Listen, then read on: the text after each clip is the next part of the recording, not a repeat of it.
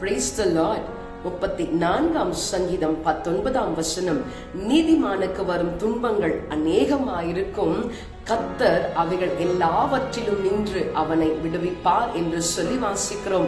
ஆம் பிரியமானவர்களே, நீங்களும் நானும் ஆராதிக்கின்ற தேவன் நம்மை நீதிமான்களாய் மாற்றி இருக்கிறவர்.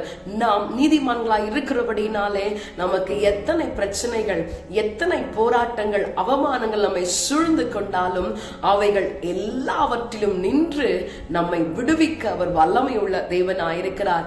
இந்த நாளிலும் நம்மை விடுவிக்கிற தேவனை ஆராதிக்க நம்மை விட்டு கொடுப்போமா? Praise the Lord.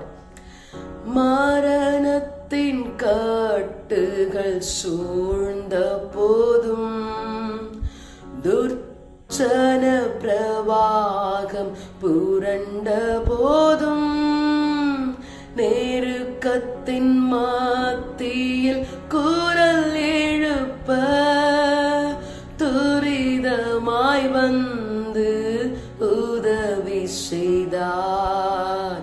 கர்த்தாவே என் பலனே, உம்மில் அன்பு கூர்ந்திடுவே.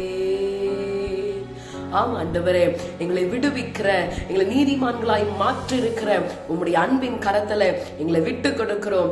எங்களை ஆசீர்வதியும். எங்களுக்கு வரும் எல்லா துன்பங்களிலிருந்தும், நாங்கள் ஆண்டவரே ஃபேஸ் பண்ணி கொண்டிருக்கிற எல்லா பிரச்சனைகளிலிருந்தும் எங்கள் தேவனாகிய கர்த்தர் எங்களை விடுதலையாக்கி இந்த நாளை எங்களுக்கு ஆசீர்வாதமாய் மாற்றி கொடுக்கும்படியாய் ஜெபிக்கிறோம். ஆசீர்வதியும். இயேசுவின் நாமத்தில் ஜெபிக்கிறோம் ஜீவனுள்ள நல்ல பிதாவே. ஆமென். God bless you. Have a blessed day.